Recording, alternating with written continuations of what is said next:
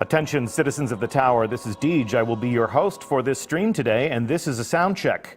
If you can hear the sound of my voice, please sound off with a hell yeah in the chat window. We can see you discussing and talking. This is an opportunity for you to adjust your own audio levels, lest we blow out your eardrums. You need those to play video games. The stream will begin in 4 minutes and 20 seconds. We look forward to seeing you in the Cosmodrome. Winter is here, and we're ready to go.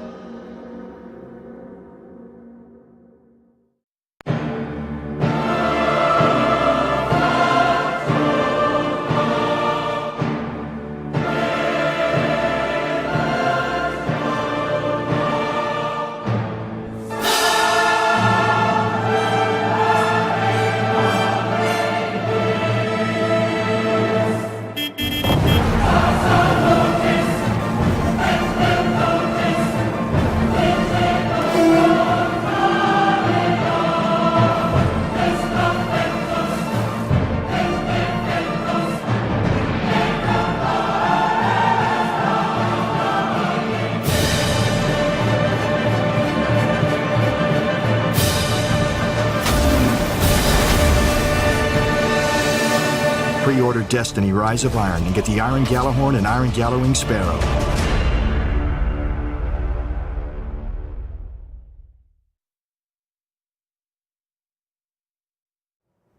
That's right, my friends. It's real.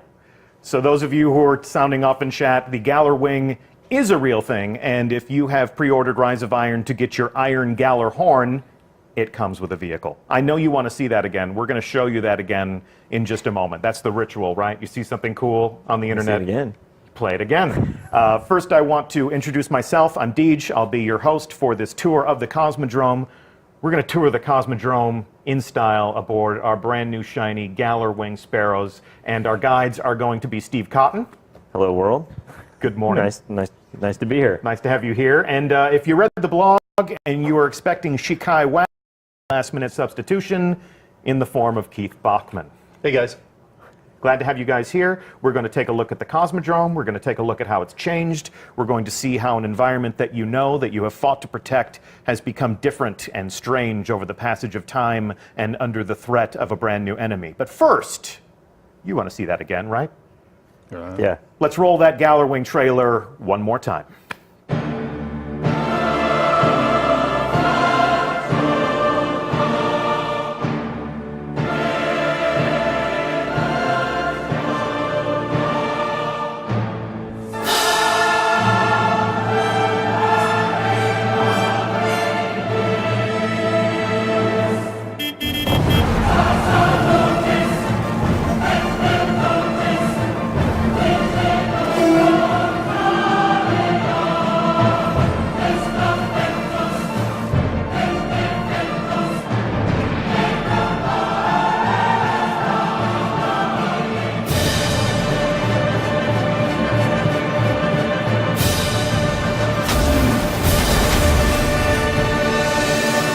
Pre-order Destiny Rise of Iron and get the Iron Gjallarhorn and Iron Gjallarwing Sparrow.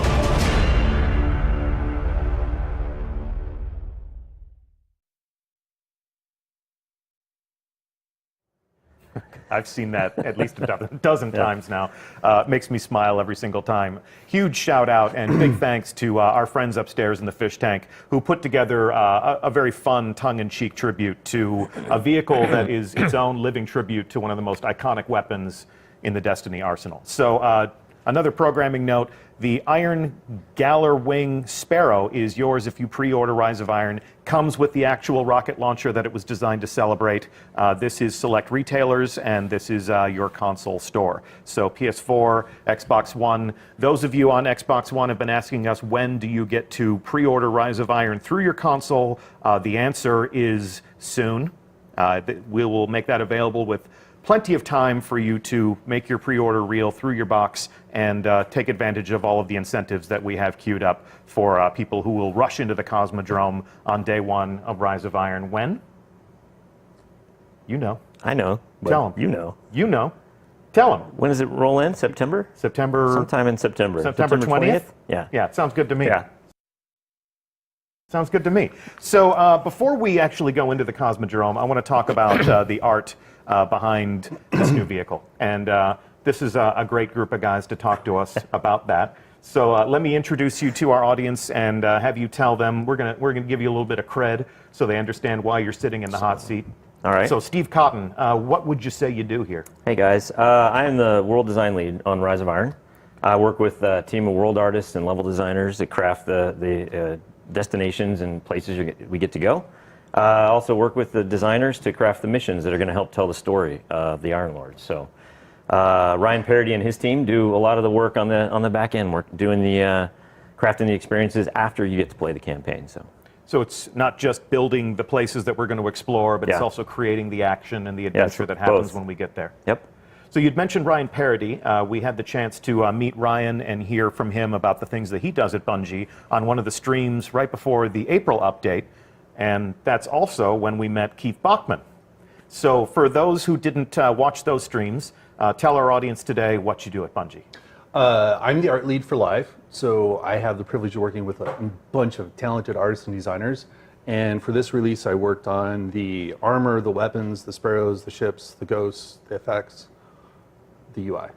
Fantastic. So the Gjallarwing Sparrow is something you know a little bit about. I know a lot about that. Well, I'm glad you're here. When did you find out you were going to be on this stream? In the car on the way to work about 25 minutes ago. So I have no idea what he's going to say about any of this. This is hot off the presses, and that's showbiz. So we're gonna two of us. Doing this live. Yeah, exactly. Doing this live. Exactly. You have no idea what's going to happen right now. So when you say the live team. The live team is the group here at Bungie that keeps the living social world of Destiny alive with fresh things to do, new places to go, new vehicles to drive. And this is one of the original concepts for the GJALLARWING trailer. When we started creating Destiny Rise of Iron, what was the thought process of creating a vehicle like this? Well, so it's the Gjallarhorn, and we were already working on the Iron Gjallarhorn. Yeah. And then it was like, we were going to the Sparrow list, and it was like, well. And then so we started off, and obviously this one's a little bit more Gjallarhorn than Sparrow, but you got to start Just somewhere. a little. Yeah. And this is like a completely normal process. You start somewhere, and you just kind of course correct until you get that thing that's just absolutely perfect. So we're going to walk through a few of these. Okay, so this is the same concept that we just saw from the top down. It doesn't feel like a Sparrow. It's a little blocky. So what is it in your mind that sort of embodies a Sparrow? What words would you use to describe a Sparrow to help you arrive at the right design? Well, Sparrows are these beautiful, sleek, fast-moving things. They need to, like, not only do they move fast, but when you see it, you need to feel that essence of speed and elegance, and it's a space motorcycle. It's got to be gorgeous. So this definitely feels like a motorcycle. Definitely speedy, not necessarily elegant. Kind of feels like a big Harley. It feels My like a John chopper. Deere. That's the John Deere GJALLARWING right there. No, come on. You go a lot of different places, right? But this is like this beautiful old school sort of motorcycle, not lawnmower. No, this is a lawnmower. Beautiful thing, right? But it still isn't that kind of beautiful, sleek thing that we wanted. But this is something that, you know, over time you collect these things, you never know when you're going to come back and do something beautiful with it. Yeah, sure. There's not enough grass on the Cosmodrome for that guy. That's what I'm saying. Okay, so moving away from what Steve Cotton thinks is a lawnmower and what Keith Bachman feels is a chopper, this is something a little bit more familiar to our player base. This is the Sparrow Racing League chassis that came into being last year in December, but we've got definitely some Sparrow design elements on board. Right. So in this one, you can see we're exploring the shape of the forks and the language of the wings, and also we're starting to incorporate more elements. I mean, the saddlebags, the beautiful buckles from the Gjallarhorn, the iconography, and we've got starting to get those beautiful streamlines to really express this speed and elegance. And different interpretations of the Gjallarhorn art on the vehicle design. In fact, if I click this fast enough, it almost looks like your turn signal. Yeah, right. It's like this is your directional indicator. And then there is the final concept for how those wings could have looked on the, what did you call them, the forks? Yeah. And this is the final concept. This is a lot closer to the geometry that you actually arrived at for the final version, yeah? Right, so this is another exploration, tweaking out the body shape, and then the forks are going much more elegant instead of like straight up speed and beauty. This is an elegance to the design that really speaks to the motion of the Sparrow and also the design of the wings. And here we have the final concept that we started working with, and we have a lot of incorporated elements. We really feel the line and the motion through the Sparrow. We have a bunch of stuff that relates exactly back to the Gjallarhorn, but much larger. So we have a lot of Gjallarhorn hits. We have the speed and elegance to it. And so it's speaking back to the Gjallarhorn, but it's starting to become its own thing. Okay. And this model is available through Eververse Trading Company. And then if you pre-order the game, you get the black and silver iron version. So that is my understanding of how this will work. We're going to take these for a spin. I'm going to put down the clicker and pick up my controller because we now take you live to the Cosmodrome. And here we are, inside the wall, inside old Russia. I know it well. This was the site of one of the first reveals of Destiny back at E3 2013. This is where we first took our community. And you can see that it's a very different place now. And we're going to take a walk through here, and we're going to see how the outbreak of the SIVA threat and just the passage of time has changed the world that we know. Hey, how you doing? You guys gave me the hunter? We gave you the hunter. You'll be fine. There's plenty of hunters in the audience. You don't want to disparage their class, No, bro. not at all. I'm going to take a loving turn around here. We're going to show them this new gear. You got a new dead orbit shotgun on your back, okay? Does that make up for it? Is that a little bit better? Oh, wait. Yeah, check it out. Nice. Check it out. I haven't seen that yet. And then here we go. Steve Cotton will be our Titan for the day, Hello. all dressed up in his new monarchy glory. So here we go. Take a quick turn. Once you about face. Nice. Work it. Looking good. Yeah, there you go. All the emotes. And of course, I get to be the warlock. So thankfully, emotes put us in a third-person view. Check out my fabulous new robes. So if you're like me and you love the warlocks, you get some new armor in Rise of Iron. If you earn it, you don't get anything for free in Destiny. You know that. You don't need me to tell you that. So here we are, gentlemen. You are going to be our guides for this tour of how the Cosmodrome has changed. At a glance, I can see that the changes are pretty catastrophic. Yeah, like, I mean, the first thing you're going to notice is the Fallen have been up to something. They're not just trespassing anymore. They're building something. They're ripping apart the wall. We talked about early on, the first thing we wanted to do was make the spaces that you get to go back to feel different. Yeah. Not just look different, but play different. You want me to jump off here? Yeah, absolutely. Jump in. See, now you can jump down here. So what was once a fall to our ultimate doom is now a nice soft landing on a boy. snowy floor. So the We fact gotta that the fight, roof has come guys. off. Well, that's new. That's so poetic. Now, for those of you watching, understand that we are playing in a development environment. Rise of Iron is a work in progress. There's no telling what may happen today, what we may do or see. So this is you getting an opportunity to pull the curtain back. And that was one of our smartphones. That's not a new audio. That's not a new audio element to tell us what's happening in the game. So I'll say that for the sound designers on our team. All right. You gentlemen lead the way. Talk to me about what we're seeing. At a glance, I can see that the Fallen, the Devil Splicers, have clawed at the environment. Oh yeah, they're still working at it too. If you look up, I don't know, can you see one of these shanks? He's welding the wall away. Well, They're he ain't no relentless. more. No, But well, he- yeah, but and they're he fun to was. kill. They are fun to kill. Shanks are always fun to kill. And we're going to go to the end of the wall. So now we're able to fight down the snowy terrain in here. And the Fallen have also dismantled a lot of the bridges. They've cut away a lot of stuff. So we're going to go into a familiar corridor again. Okay. That's also changed. I'm following. Bachman, you got my 6? Oh, yeah. All right. Mike Bilterman is sort of the world art lead on the content that we're running through right now. And he's done an amazing job at reinventing these spaces. So this isn't just a matter of coming in here and dumping snow everywhere. You've changed the geometry. You've removed walls. You've punched holes Yeah, in the the Fallen ceiling. have been up to some stuff for sure. And those visual cues create that curiosity. The Fallen have been up to some stuff. What stuff? And the campaign that you guys are creating, the story that you're telling with these new activities and these new worlds, that's going to pay off those curiosities? It was really important that we took you to a new place in Rise of Iron. Yeah. And new places to play. So we wanted the player to discover that new place, and the best way to do that was to take them through a familiar place where they got to unlock all this new content. Yeah. So, wow, I'm stepping in through this door. We got some. Again, this is a debug build. Yeah, this is a work in progress, so you're not meant to see the luminosity here. This is something that we'll correct before we ship Rise of Iron, but that's what happened when we pull the curtain back, is you get to see what we see when something is in development. Hashtag game dev. Hashtag game dev. So we're now going to take our first step outside, and you can see that the environment has become blanketed with snow. The Fallen are vandals, not just in name. They're dismantling our past.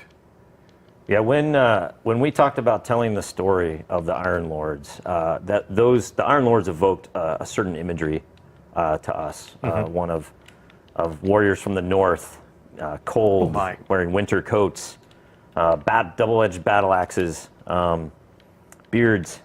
Sorry, Deej. Beards. That's great.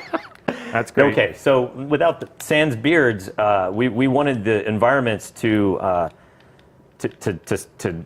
re-evoke those same themes that the Iron Lords did. Jump up here in this reinforce relatively that. safe place. All right, I'm gonna hold on. Because I've actually got some concepts that are kind of a good riff on some of the things that you're talking about.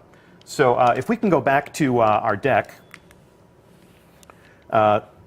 you have this original concept. When we first revealed Rise of Iron, we took a look at this concept. Who created this again? This is Jamie Jones. Jamie Jones. Yeah. This was one of our first visions of Lord Saladin as the hero, his wolf companions, and the breach in the wall, which we've now explored on our own. And you're talking about the heroes from the Northlands, Yeah. sort of the Viking theme. And we move on from that to this concept of the Plague Lands.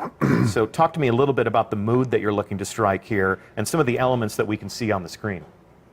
Well, again, the idea of the Plague Lands was that this area had been corrupted by something that you don't understand. And not to give too much of the story away, but like obviously you find this place. We still wanted it to be relatable. We still wanted it to feel like the Cosmodrome, but one that you don't recognize. This concept was a little too grim.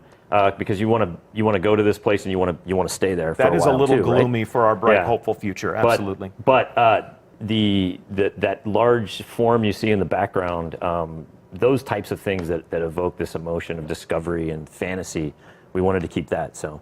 But it roots us in the real world. When I see a beached tanker ship like that, it's obvious to me that I'm on Earth. I'm not exploring some snowy wasteland across the solar system. You know, I'm not on. Like a frozen Saturn moon. I'm here on Earth, and this is where human society came crushing to a halt. And it's relatable, but it's made strange over time. And even more so now that we've kind of come to think of the Cosmodrome as familiar. And you can see in the trees there, those diamond shapes. We see evidence of the Siva outbreak. But this concept is a little bit more colorful, feels a little bit more like Destiny, and there's a lot more evidence of Siva in its final form. Right.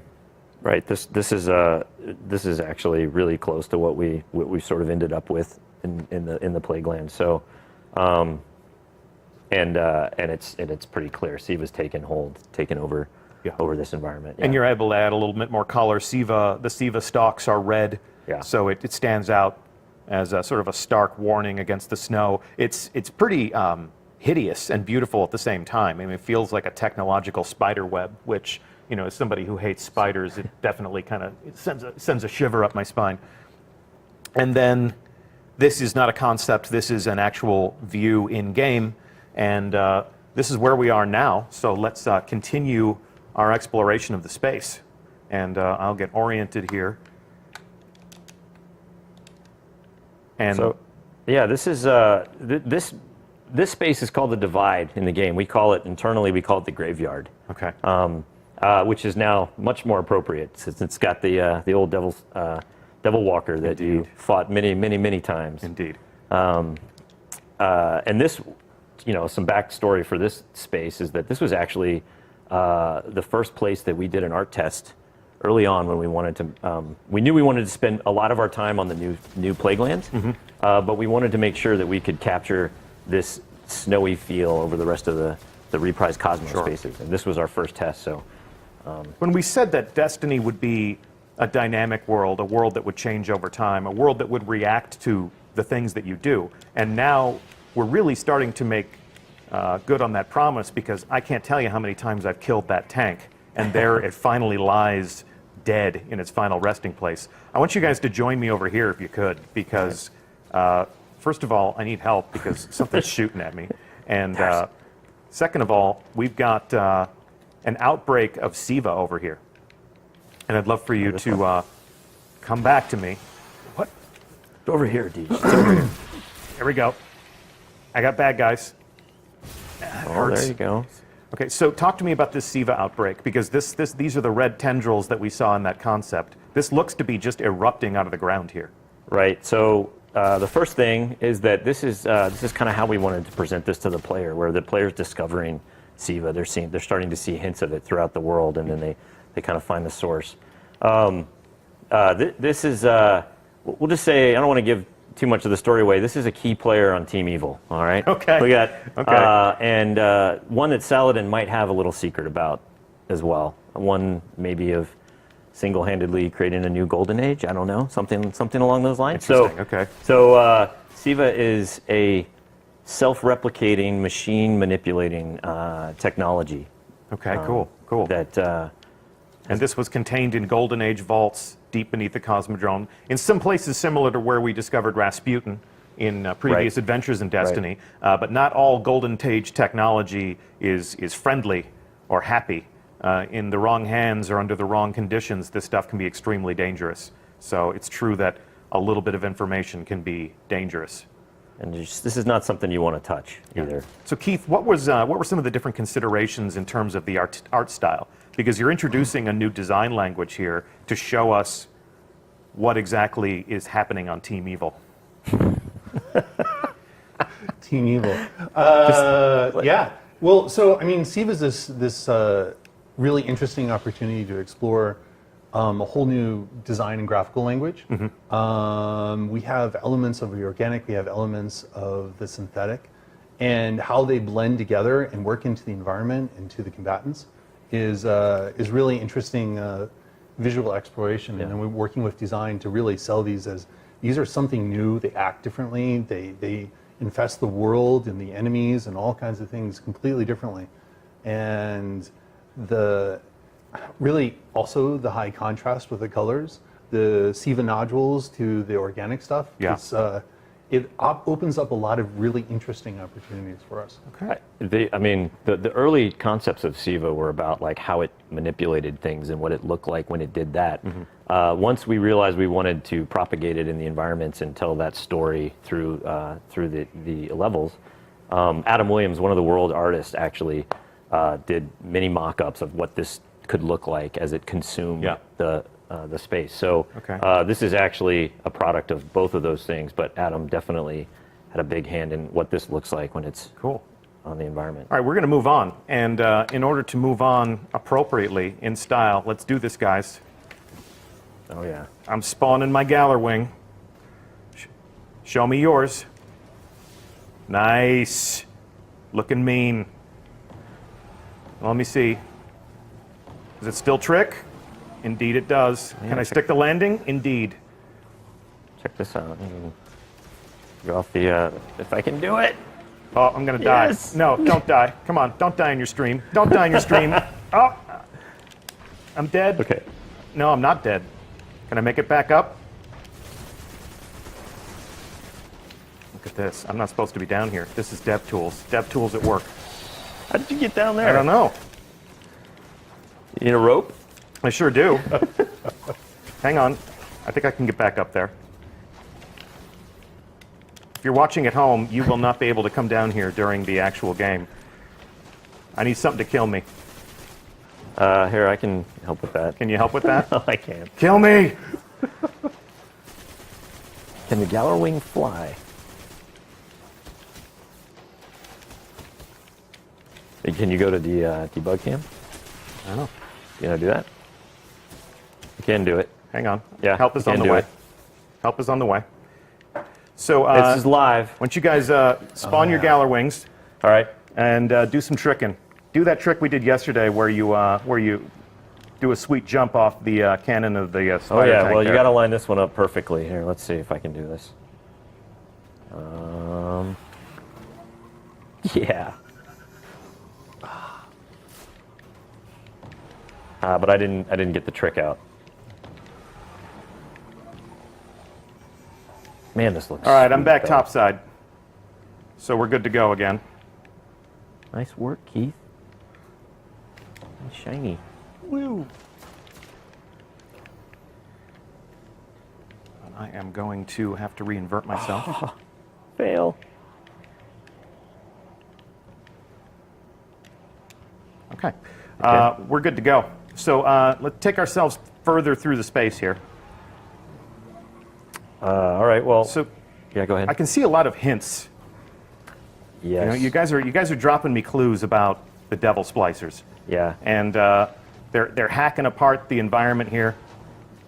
And what's the idea there? Like, what's the design goal when you're changing the environment with these little clues here? Well, the intent here is that, I mean, this is what we're driving right now is part of the campaign, and it's all about discovery. I mean, the player's discovering what is actually going on, and so we wanted to tell that story as much as we could in the environment. It also is an opportunity to change up the environment as well, like we were talking about before in the breach. So we can cut things in half. We can have things fall over and just basically get a different encounter space where we want. Mm-hmm. And to give me little clues to make me curious about what's going on here. Now we can see that the devil splicers who rule the plague lands, they're also here. So they've spilled over the borders. Let's see, are they immune to a storm? No, indeed. So my warlock brothers and sisters, you are good to go in this new adventure. We can see they have no respect for the past. And they've even opened some new gameplay spaces for us. All right, yeah. You can see this big crack in the wall here, or cut, if you will.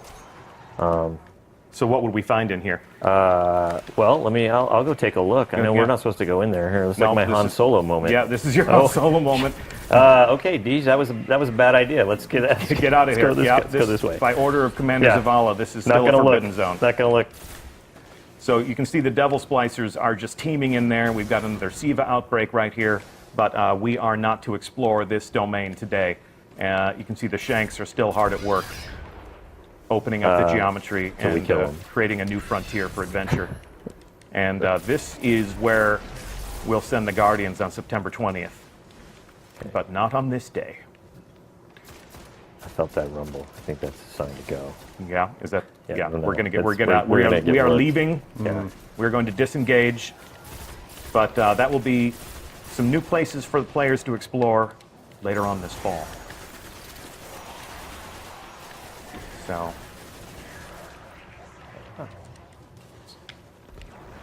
So now we are retracing our steps. If you're familiar with the Cephix Prime strike, you followed this path before, but let's come through here and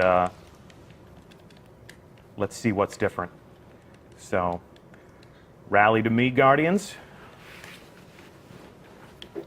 and lead the way. I think we should make Keith lead. Keith, you're on point. You're on point, Bachman. All right.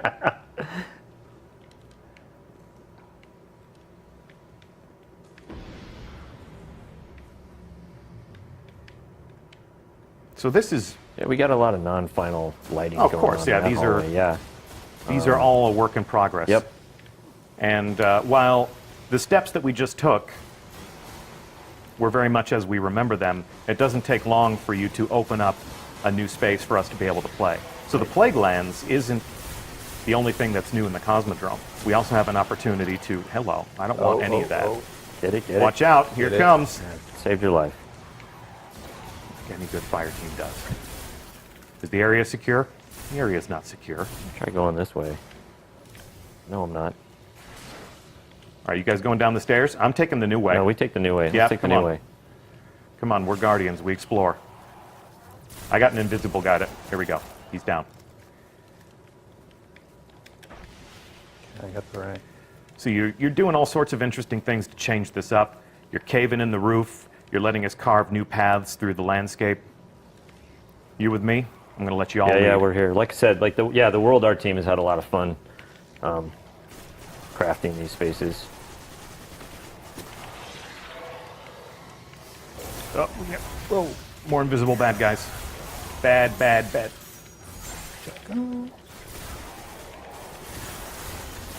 Yeah, they're all over the place.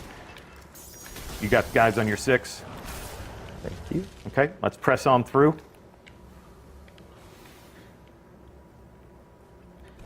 Hey, what's up? What's up, new bad guy? Here you go. Get him, boys. So we've been in this space before. Fighting Hive, fighting wizards, fighting fallen captains. But there's a new sheriff in town, and they have all sorts of wonderful new toys.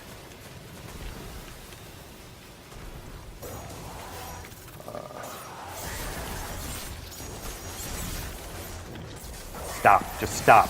Everybody stop it. I'm trying to lead a guided tour here. You're all being a bunch of jerks. Everybody just knock it off. There we go. I didn't say any names. I just said everybody stop. All right, that's better. I just need some peace and quiet. I'm trying to make a point here, because check this out. How many times have we hacked this with our ghost? It's become hacked by something else now. So what am I seeing here? That looks Siva. That definitely right there. looks Yeah, Siva. so That does not look friendly, whatever it is. So Siva is not just something that wrecks the landscape. It looks like it can coalesce into a form of intelligence.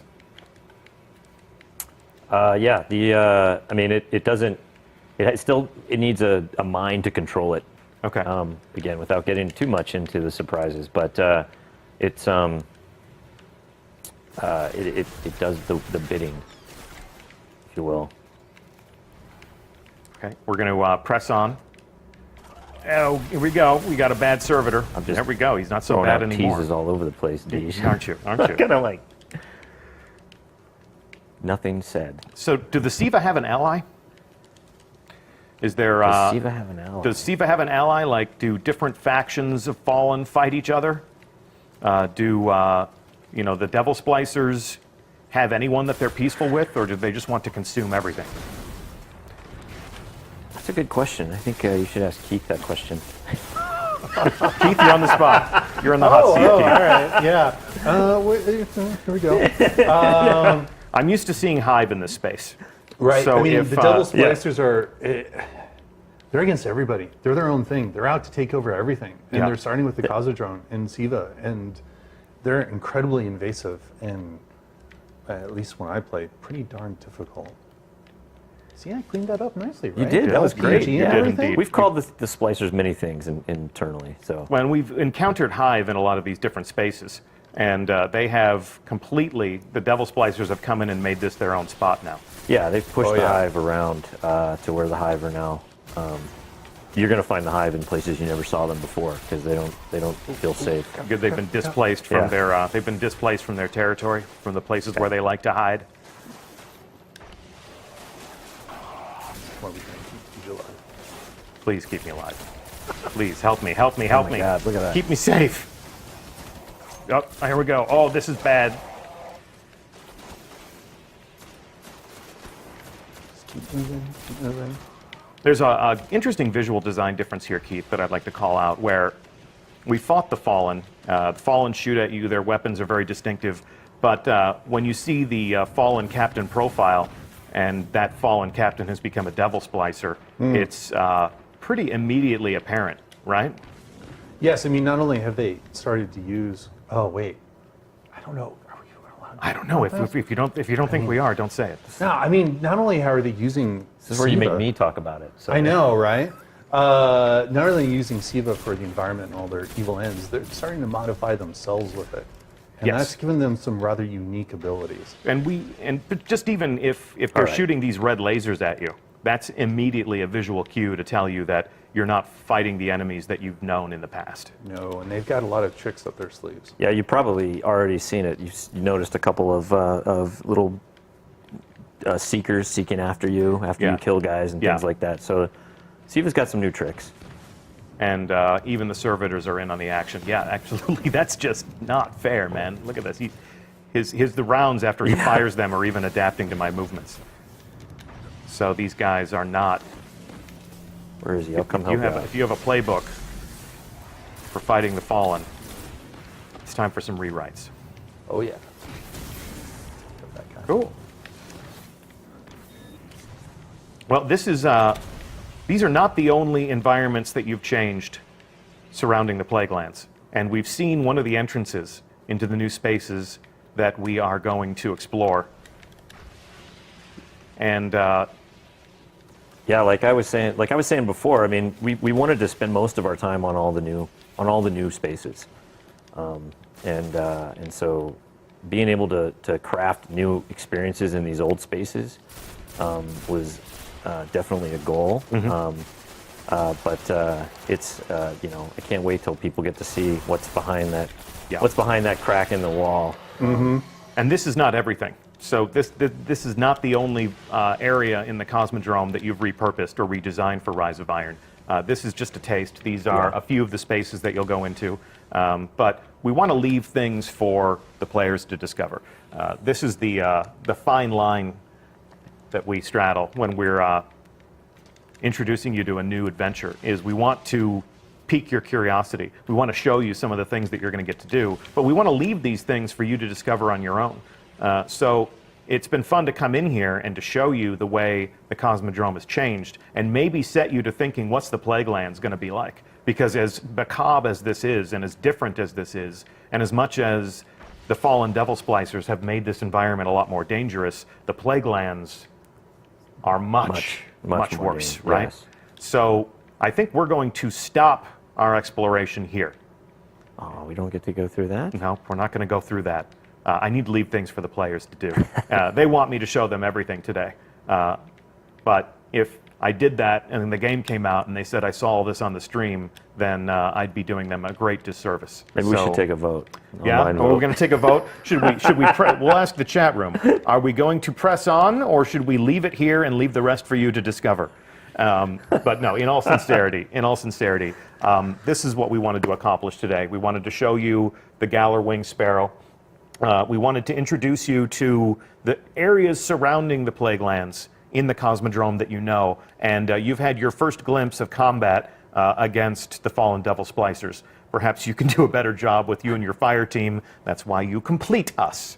But it's been fun to build these things. I personally think that Rise of Iron is an amazing set piece for the world of Destiny, and I can't wait to follow Lord Saladin into battle. I'm actually going to do that tonight in Iron Banner. All right.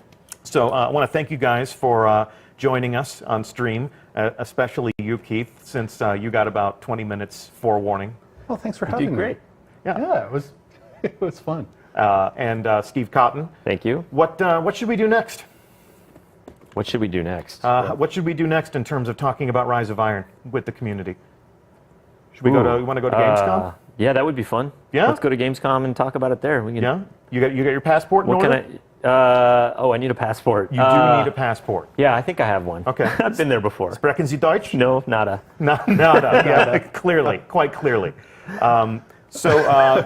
Our next move is going to be, Apologies. we're going to go to Germany. In mid-August, we will be at Gamescom. We're going to recreate this setting, something similar to this, and we're going to have another reveal stream at Gamescom in which we talk about the Crucible. Ooh. So you and Lars Another Bakken, one dear to my heart. Yes, exactly.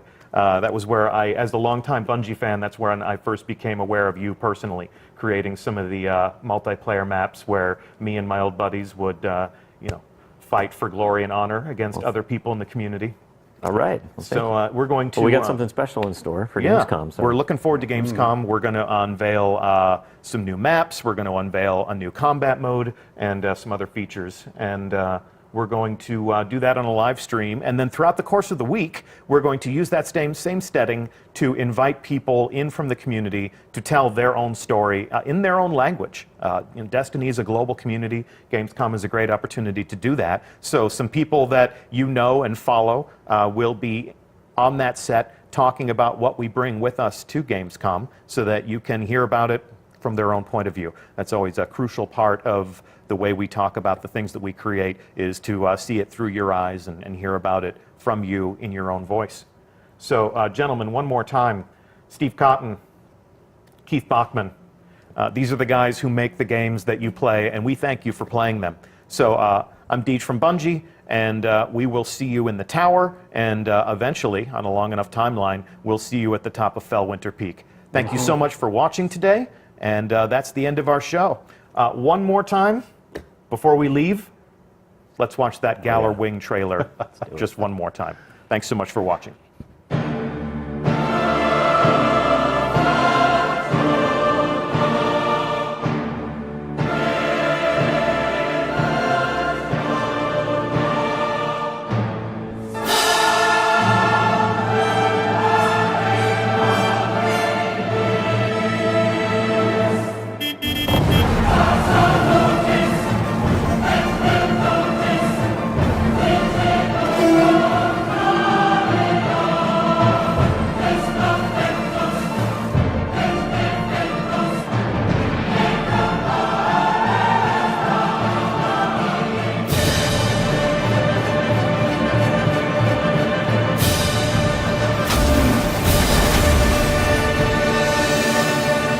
Destiny Rise of Iron and get the Iron Gallahorn and Iron Gallowing Sparrow.